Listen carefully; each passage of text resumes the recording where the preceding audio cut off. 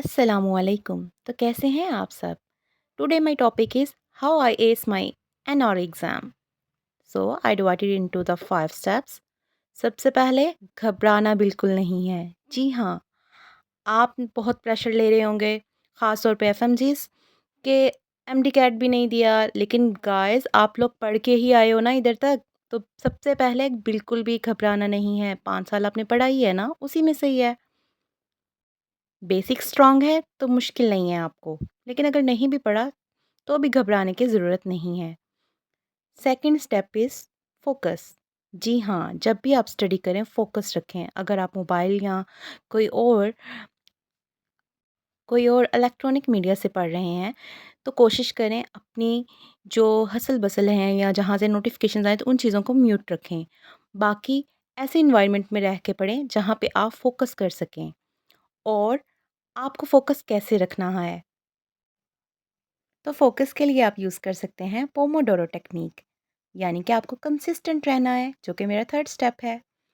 मतलब आप अगर 25 मिनट्स रेगुलर पढ़ रहे हैं या 50 मिनट्स पढ़ रहे हैं, तो 10 मिनट्स का ब्रेक लें।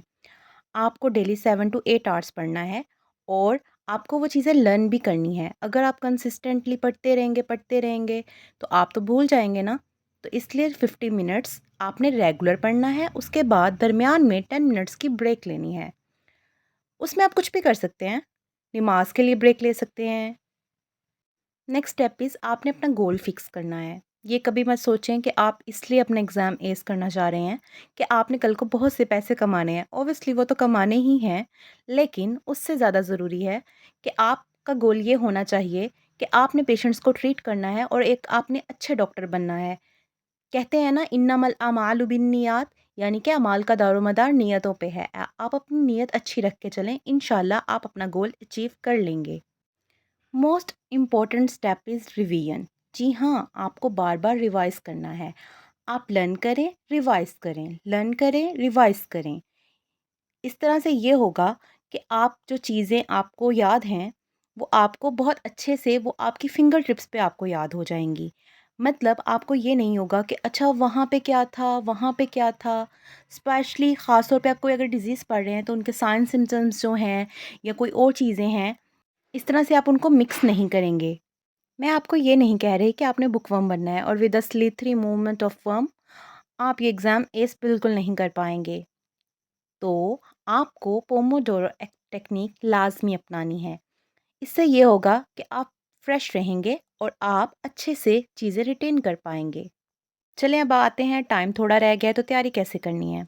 आपने अपनी बेसिक्स याद रखनी है और अगर आप हाउस जॉब स्टार्ट कर चुके हैं, तो जो रेगुलर केसेस आते हैं डेली की बेसिस पे आपके पेशेंट, उनको आप रिमेंबर करें। जो वो आपसे कोई कंसल्टेंट लेवल के क्वेश्चन नहीं करने लगे। और कोशिश करें डेली 3 टू 500 एमसीक्यूज़ करें विद एक्सप्लेनेशन। और आप अपना टारगेट स्कोर रखें कि आपने 160 टू 170 लिखी है। ये बुक है प्लाव 1 1700, ये आप डेली करें।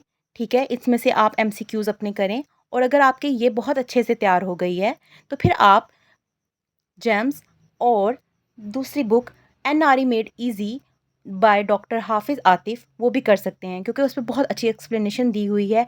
और अगर आप ज़्यादा नहीं कर पा रहे तो 200 तो लाजमी करें। अगर आप 10,000 एमसीक्यूज़ विद एक्सप्लेनेशन भी कर लेते हैं ना guys, you will crack your NRE exam. और एट द एंड आपके एग्ज़ाम में 2-3 दिन रह गए हैं, तो ये CK2 के की पॉइंट्स जो हैं, ये आपने अपने एग्ज़ाम से 2-3 दिन पहले लाज़मी 2 से 3 दफ़ा रिवाइज़ करने हैं। क्योंकि वो एक कम्प्रिहेंसिव शॉर्ट की पॉइंट्स हैं, जो कि पूरी डिटेल दी होती है। तो वो बहुत अच्छा रहेगा आपके लिए। नाउ आप अपना एग्ज़ाम पास कर चुके हैं। You can thank me later for that. बाकी परेशान ना हों और अपने आप पे बिलीव रखें।